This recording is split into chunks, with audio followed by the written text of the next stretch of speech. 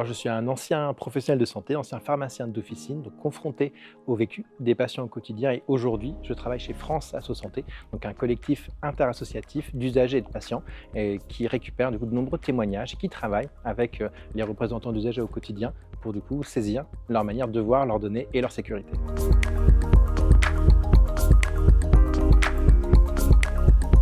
Par rapport à la cybersécurité, les associations de patients, elles ont leur rôle à jouer pour sensibiliser, pour informer, pour éduquer, voire même former les citoyens, mais aussi les représentants associatifs qui défendent leurs droits au quotidien.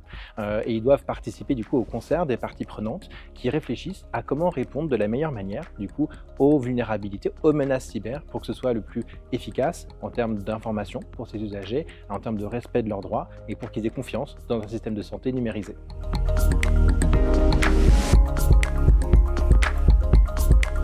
Alors les patients aujourd'hui comprennent très mal leurs données de santé déjà, qui elles sont, où sont-elles. On a encore 40% des associatifs qui pensent que leur dossier médical est sur leur carte vitale, donc on a encore beaucoup de chemin à faire. Et donc évidemment, ils ont des difficultés à bien saisir de quoi on parle quand on parle de cybersécurité, quand on parle de fuite de données, ça peut faire très peur. Et en même temps, ils vont mal comprendre quel va être l'impact dans un établissement de santé par exemple sur les soins.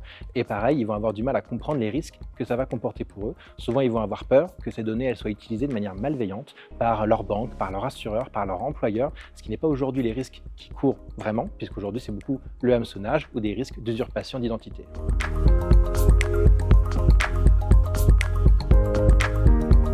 Alors la cybersécurité doit faire partie des enjeux qui sont discutés dans la relation soignant-soigné et dans la confiance que les patients peuvent donner au système de santé. Pour ça, il faut qu'il y ait vraiment un dialogue. Il ne faut pas qu'il y ait de tabou, il ne faut pas qu'on n'en parle pas, de penser que les patients ils auraient trop peur qu'on leur parle de la cybersécurité, de leurs données de santé. C'est un sujet très sensible, mais il faut absolument de la transparence, de la pédagogie. Et évidemment, ça veut dire que les professionnels de santé, les établissements et tous les acteurs qui sont dans le monde de la santé, ils jouent ce rôle-là aussi, d'être un vecteur d'information. Tout comme les associations de patients, on souhaite le faire, mais on ne peut pas porter seul, on va dire, cette ambition. Il faut qu'elle soit réellement partagée par tous.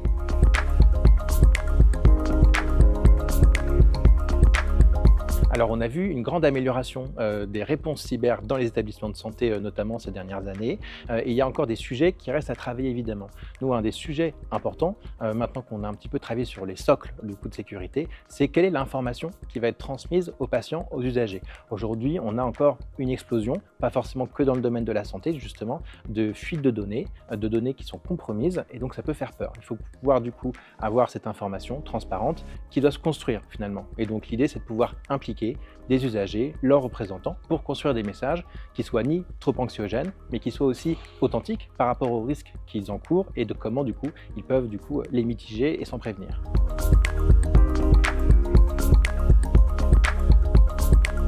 Alors le Cybercom Santé, c'est vraiment l'opportunité de réunir tous les acteurs. Et comme dans le reste finalement du système de santé, la démocratie en santé qui fait participer tous les acteurs, y compris les patients, les usagers de la santé, c'est quelque chose qui est extrêmement important pour nous évidemment.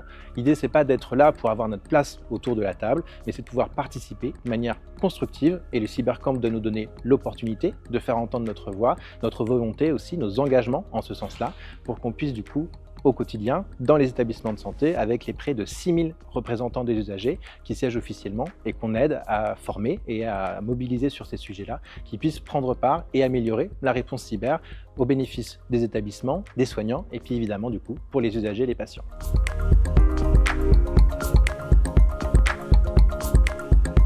Alors le message que moi je voudrais adresser au nom de France Asso Santé, les associations de patients et d'usagers, c'est qu'ils ne sont pas seuls.